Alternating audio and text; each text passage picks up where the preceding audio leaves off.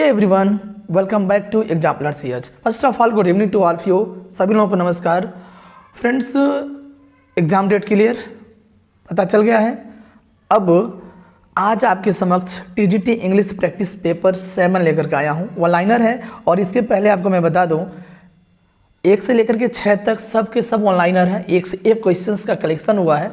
आज अब आप देखिए आगे टीजीटी इंग्लिश प्रैक्टिस पेपर में बेहतरीन क्वेश्चंस का कलेक्शन है। इसमें most asked and most expected questions हैं। वीडियो लास्ट तो देखिए, पसंद आए तो लाइक शेयर भी कर सकते हैं।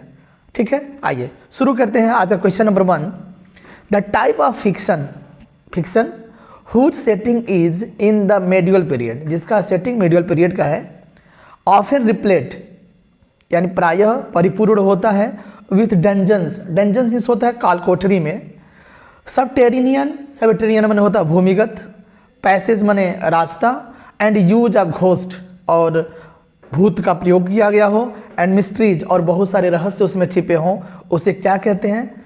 तो गॉथिक नॉवेल बोलते हैं। ठीक है, जैसे हम अपने शब्दों में बोले तो भूतहा जो होता है उपन्यास भूतहा, उसे बोलते हैं गॉथिक नॉवेल। ठीक है, जहाँ घोस्ट आ जाए, सबटेरेनियन आ जाए या जो डंजन्स आ जाए, जो काल कोठरी खंडहर दिखाते हैं, वैसे ही पता चल जाता है कि भूतहा है। आगे बढ़ते हैं क्वेश्चन नंबर नेक्स्ट की ओर।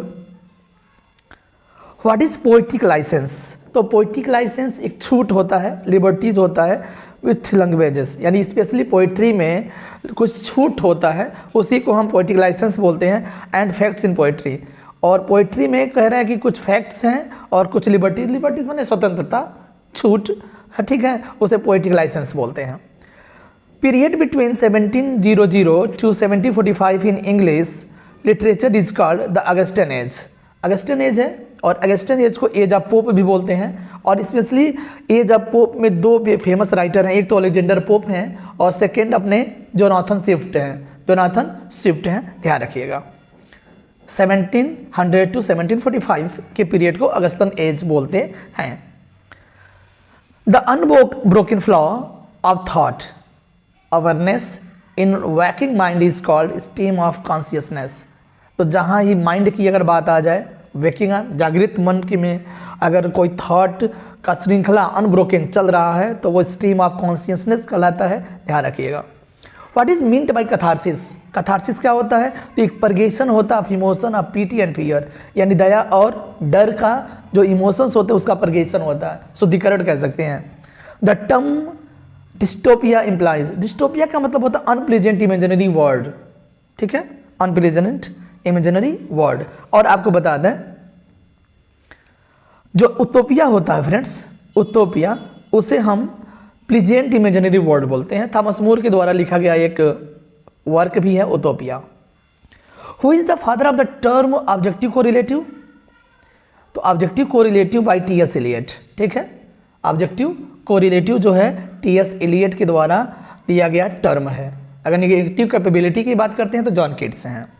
ठीक है, बढ़े आगे। What is the theme of the proletarian novel? Proletarian novel working class को बोला जाता है, यानी स्पेशली जो थीम होता है प्रोलेटेरियन नॉवेल का वह वर्किंग क्लास के वर्ग का होता है, या जो कामगर होते हैं उस क्लास के लोगों के लिए होता है। A character with remains almost unchanged, अगर unchanged throughout the story, पूरी कहानी में उसके कैरेक्टर को बिल्कुल चेंज नहीं किया जाता है, that is called flat character. क्या है? Flat character. What is closet drama? Closet drama to be read, एक ऐसा ड्रामा जो सिर्फ परफॉर्म करने के लिए नहीं, परफॉर्मेंस के लिए नहीं बल्कि पढ़ने के लिए होता है, that is called closet drama. Who is the author of Robinson Crusoe? Robinson Crusoe की बात करते हैं सबसे पहले। तो फ्रेंड्स आया था कब आया था? हाँ, 1719 में आया था फ्रेंड्स, 1719 में आया था। एडवेंचर नॉवेल है रॉबिन्सन क्रूसो, डैनियल डीफो के द्वारा लिखा गया नॉवेल है। और डैनियल डीफो की अगर बात करते हैं तो 1660 में पैदा हुए थे और 1731 में इनका डेथ होता है, यानी बॉन्ड कब होते हैं? 1660 में, और 1731 में इनका डेथ होता है। हम बात कर रहे हैं डैनियल डीफो का, जिन्होंने रॉबिन्सन क्रूसो जैसा नॉवेल लिखा। ठीक है, best work of experience was done. तो देखिए बेस्ट वर्क ऑफ एक्सपीरियंस नहीं है, अरे बाप रे, एक्सपीरियंस नहीं है भाई साहब, शेक्सपियर है। क्या बात है, शेक्सपियर है। Best work of Shakespeare was done, तो बेस्ट वर्क हुआ था आफ्टर 1603 यानी 1603 के बाद जितने भी वर्क आए वह बेस्ट वर्क में काउंट किए जाते हैं, इतना ध्यान रखिएगा। 1603 में अगर हम हेमलेट को छोड़ देते हैं, तो हेमलेट तो 1599 1601 का है, तो हेमलेट भी तो है, हेमलेट, ओथेलो, किंग लियर, उसके बाद आप चले जाए ट्रेगी रोमांस जो आता है, सिम्बेलिन, विंटरस्टेल एंड टेम्पेस्ट इत्यादि सब बेस्ट नॉवेल्स या सॉरी बेस्ट ड्रामाज में आते हैं शेक्सपियर के। तो यहाँ पर देखिएगा, एक्सपीरियंस नहीं है, शेक्सपियर है, पता नहीं कैसे मिस्टेक हो गया है। वीनस एंड एडोनिस की बात करते हैं, एक 6 लाइन्स पोएम होता है, ठीक है, लिखा जाता है 6 लाइन स्टेंजा पोएम है वीनस एंड एडोनिस। 1593 में आया था फ्रेंड्स, ठीक है, 1593 में आया था, 6 लाइन में लिखा गया है। वहीं आपका 7 लाइन्स हो जाएगा रेप ऑफ लुक्रेस, ठीक है। आगे बढ़े, विलियम शेक्सपियर के द्वारा लिखा गया है। With drama of Shakespeare was not included in the first folio of 1623 by Heminges and Condell, यानी हेमिंग एंड कॉन्डेल के द्वारा जो 1623 में फर्स्ट फोलियो आया था उसमें कौन सा ड्रामा शामिल नहीं था, वह था पेरिकल्स।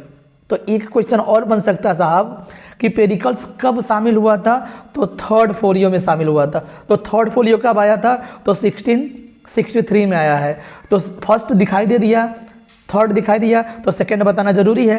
तो 2nd है 32 में, 1623, 1632, 1663 और अंतिम आया था 1685। बोले तो चौथा फोलियो की अगर हम बात करते हैं तो 1685। एक बार फिर से सुन लीजिए, 1623, 1632, 1663, 1685 हम फोलियो की बात कर रहे हैं शेक्सपियर के ड्रामास का। और 3rd फोलियो में पेरिकल्स शामिल हुआ था जो 1663 में आया था। क्वेश्चन नंबर नेक्स्ट की बात करते हैं।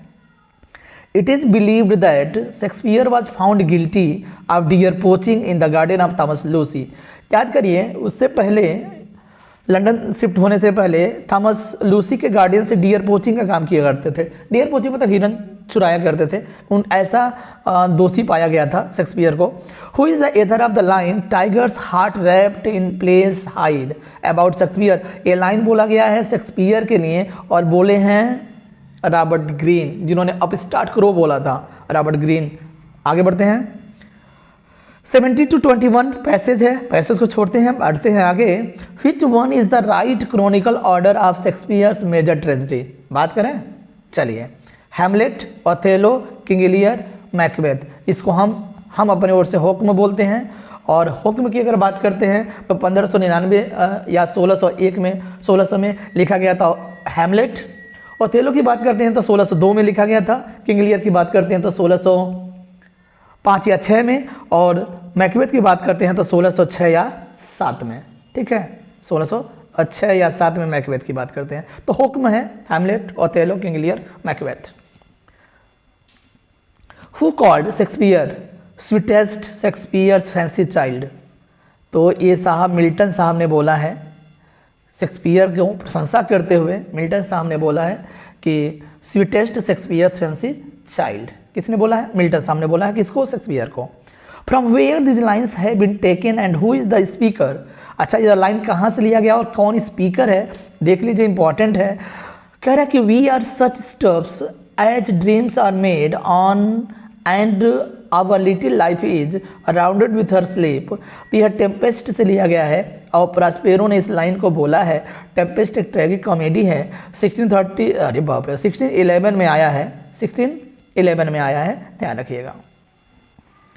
Shakespeare was not of an age but of for all time. ये बेन जॉनसन की लाइन है, शेक्सपियर के द्वारा, शेक्सपियर के लिए बोला गया है बेन जॉनसन के द्वारा, ठीक है ना।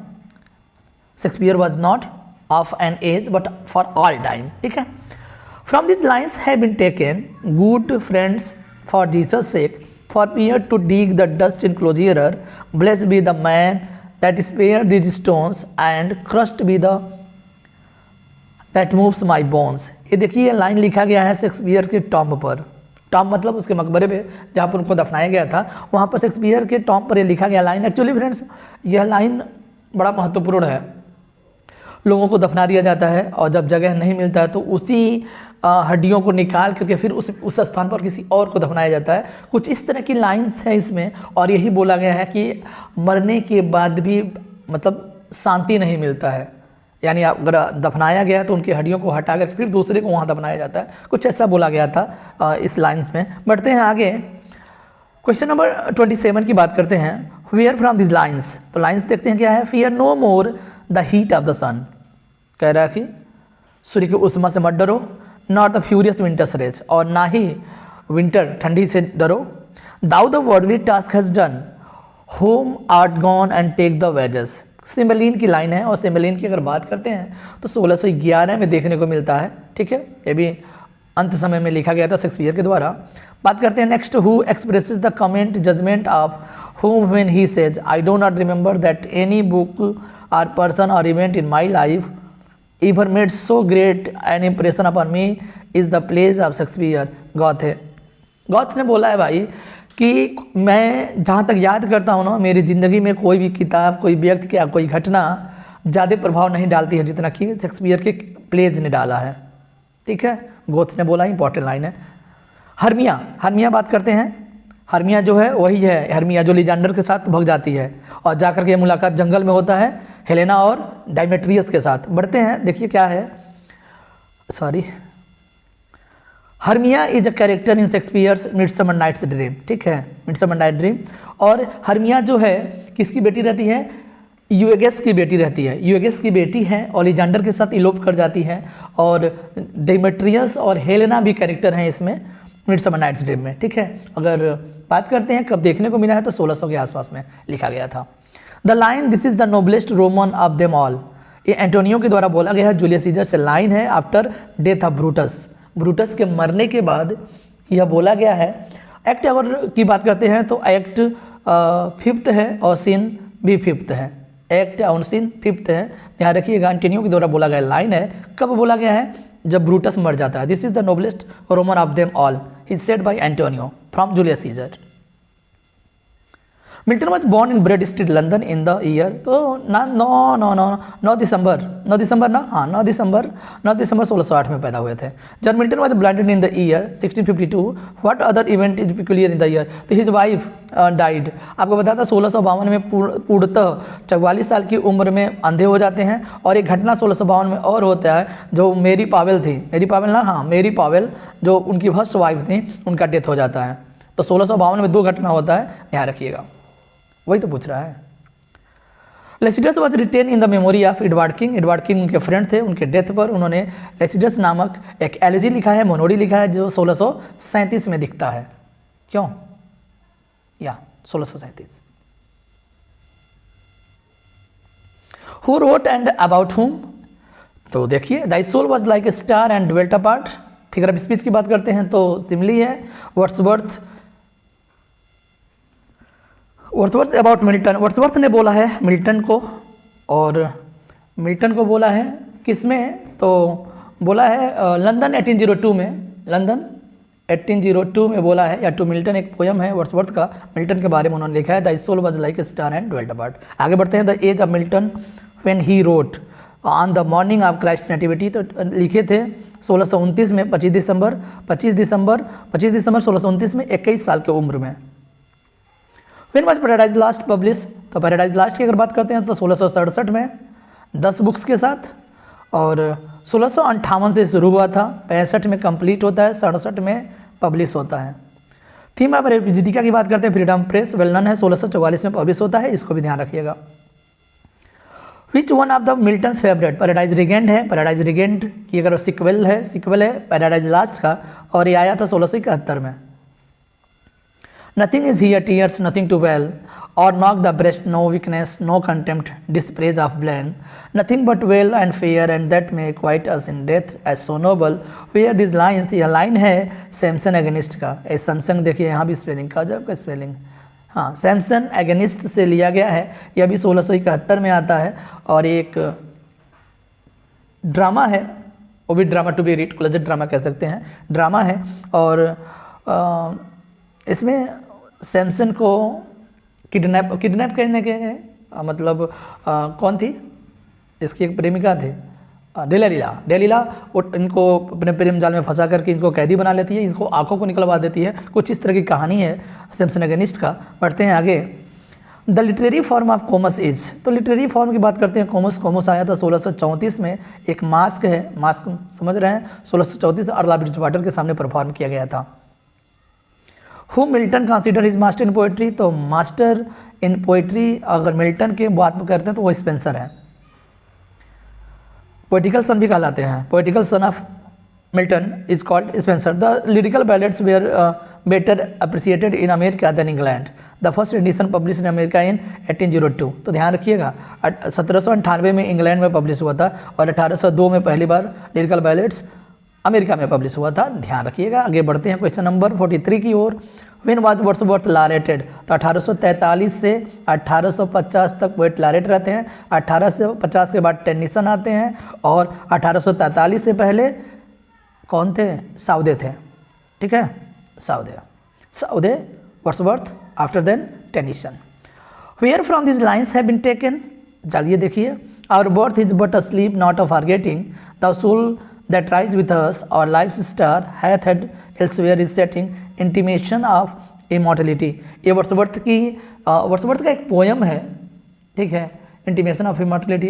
वर्ड्सवर्थ का आया था 1807 में, ठीक है, 1807 में। और एक बात और आपको बताते हैं, इंटीमेशन ऑफ इमॉर्टलिटी का फुल जो टाइटल है वो है intimation of immortality from childhood, from recollection of early childhood.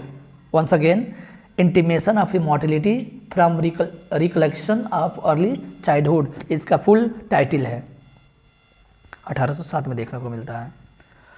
Nature never did betray, तो श्योर टीटन एबी से लिया गया है। The heart that loved her, line टीटन एबी, ठीक है, 1793 में जाते हैं, फिर 1798 में जाते हैं। कब जाते हैं, 1798, 5 साल बाद जाते हैं। तो टीटन एबी में जो प्रकृति में चेंजेस है उसको बताया गया है, अच्छा पोएम है।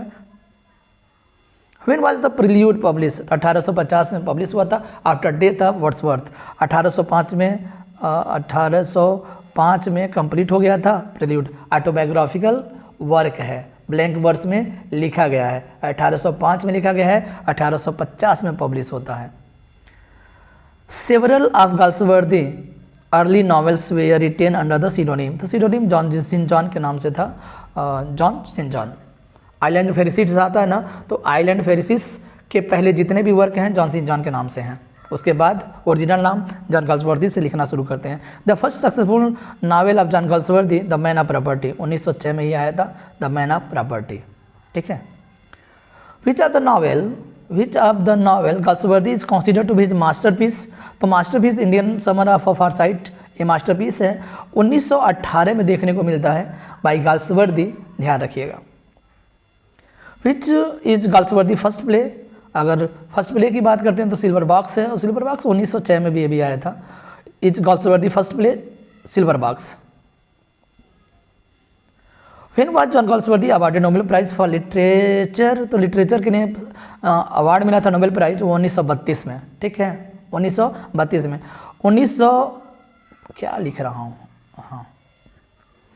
1932 में नोबेल प्राइज, 1929 में ऑर्डर ऑफ मेरिट, 1921 में पेन प्रेसिडेंट और 1918 में रेफ्यूज्ड नाइटहुड।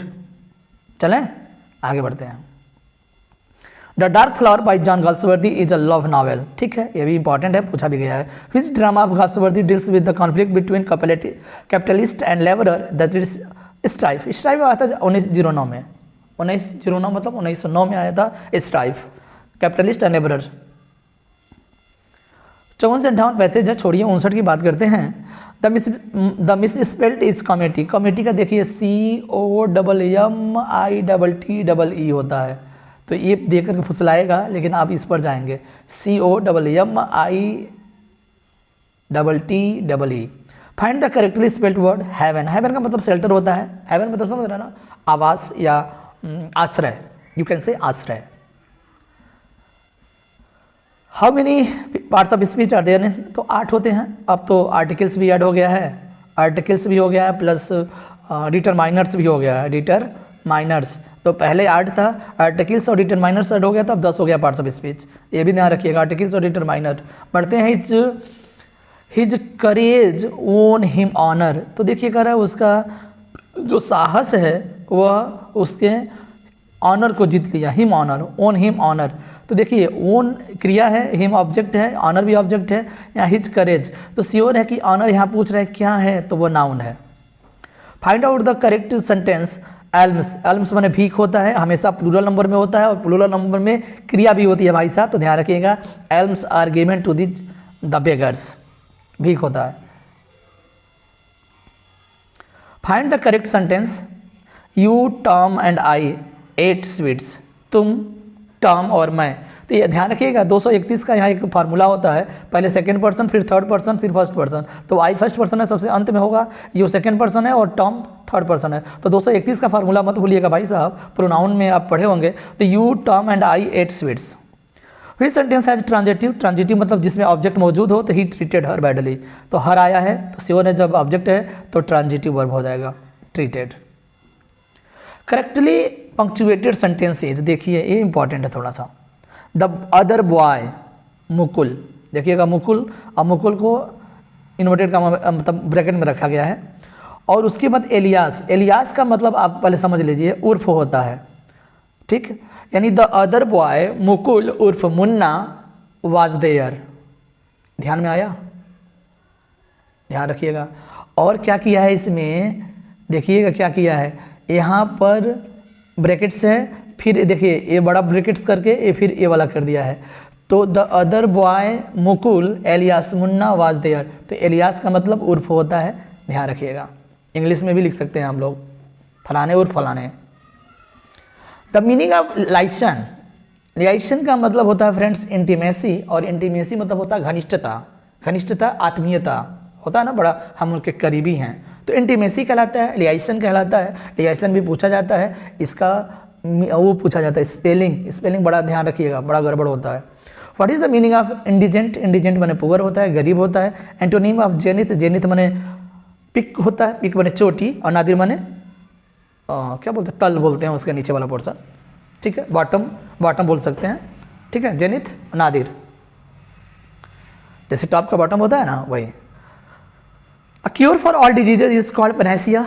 सभी बीमारियों की एक रामबाण औषधि, that is called Panacea. What is the meaning of pertinent. Pertinent ध्यान रखिएगा, पर्टिनेंट माने होता है रिलेवेंस, और रिलेवेंस का मतलब होता है प्रासंगिकता।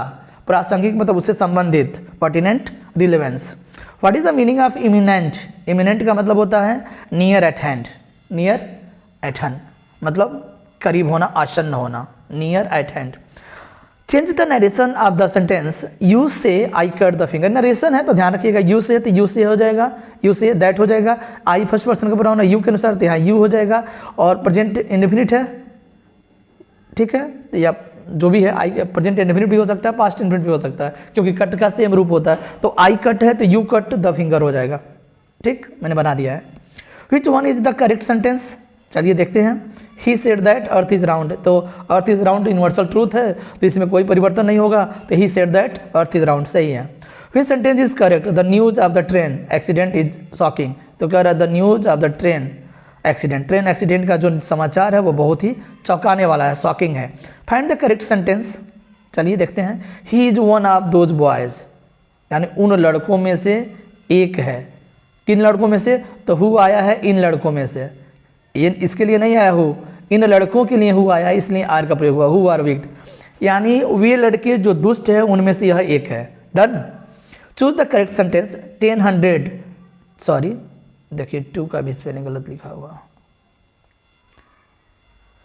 200 rupees is not a big sum. देखिए 200 रुपीज़ जो है एक सम है, सम समझ रहा है ना, सिंगुलर के लिए यूज होता है 200 रुपया, तो सम है इसलिए इसका प्रयोग हुआ है, नॉट अ बिग सम, बहुत बड़ा अमाउंट नहीं है।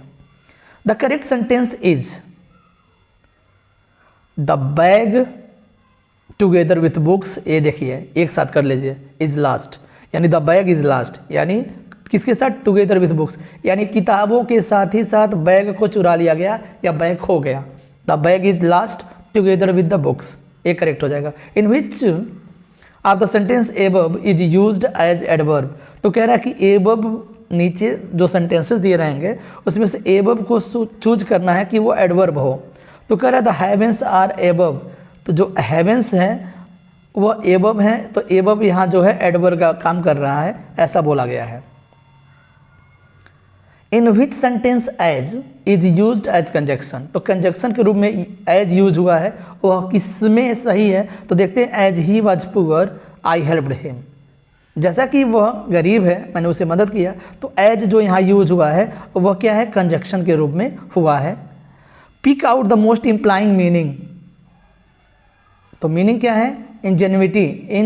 इंजेन्युइटी का मतलब होता है फ्रेंड्स सरलता, क्या होता है, सरलता, सरलता, इंजेन्युइटी, ठीक है, इंजेन्युइटी सरलता। चेंज द वॉइस, वॉइस के बारे में बात करते हैं। द न्यूज प्लीज्ड हिम, देखिए डिसप्लीज के साथ एट का प्रयोग होता है और प्लीज के साथ विथ का, यही तो खासियत है। तो ही को इधर लेकर आएंगे तो ही हो जाएगा, पास्ट टेंस है तो ही वाज हो जाएगा, ही वाज प्लीज्ड हो जाएगा, और विथ द न्यूज तो he was please with the news, सही तो है, ठीक, he was please with the news. अगर डिसप्लीज होता ना तो एट द न्यूज हो जाता, बाई के स्थान पर विथ का प्रयोग किया गया है इसमें, अगर प्लीज होता तो एट का प्रयोग किया जाता बाई के स्थान पर। चेंज द वॉइस, वी में फिनिश द वर्क, तो देखिए वी में फिनिश, सॉरी, वी में फिनिश द वर्क सून, तो सून को छोड़ दीजिए, द वर्क उठाइए इधर लेकर आइए, द वर्क में है तो मे भी हो जाएगा, चूंकि मॉडल ऑक्सिलरी है तो बी का प्रयोग कर देते हैं, फिनिश का फिनिश्ड हो जाएगा, तो द वर्क में बी फिनिश सून, इसमें बायस लिखने की आवश्यकता नहीं है, निरर्थक है वी। चेंज द वॉइस, वॉइस देखते हैं। Where did Sita buy the hat, Sita hat कहाँ से खरीदी, तो सबसे पहले द हैट की बात करते हैं, तो द हैट यहाँ लेकर के आ जाएंगे, और वेयर है तो वेयर डिड के स्थान पर वाज, क्योंकि पास्ट इंडेफिनिट है तो वाज हो जाएगा, where was the hat bought by Sita, ये सही हो जाएगा। Point out the figure of speech, आज का देखते हैं। To is human to forgive divine, antithesis है, क्या है फ्रेंड्स, एंटीथेसिस है, ध्यान रखिएगा। ये रहा आज का 85 क्वेश्चंस टोटल हुए हैं, 85 क्वेश्चंस हुए हैं आज का, इम्पॉर्टेंट है, ध्यान रखिएगा। Thanks for watching the video, please like and share. और एक चीज़ और आपसे कहना है, ये जो क्वेश्चन पेपर आज या प्रैक्टिस पेपर देखे हैं वो आपको बता दें 2001 में पूछा गया था ये प्रैक्टिस पेपर, मतलब ये क्वेश्चन पेपर, और उसको हमने प्रीवियस ईयर क्वेश्चन या प्रैक्टिस पेपर जो भी मान करके मैंने पढ़ा है, ध्यान रखिएगा, इंपॉर्टेंट है, पुराने क्वेश्चंस आ सकते हैं, इसलिए मैंने वन लाइनर, देखिए समय का सदुपयोग कीजिए, कम समय में ज़्यादा कुछ पढ़िए, ये सही रहेगा, ठीक है, और इसीलिए मैं ऐसा काम कर रहा हूँ। धन्यवाद आप सभी लोगों का, ठीक है, मिलते हैं नेक्स्ट वीडियो में कुछ ऐसे ही इंपॉर्टेंट वीडियो के साथ।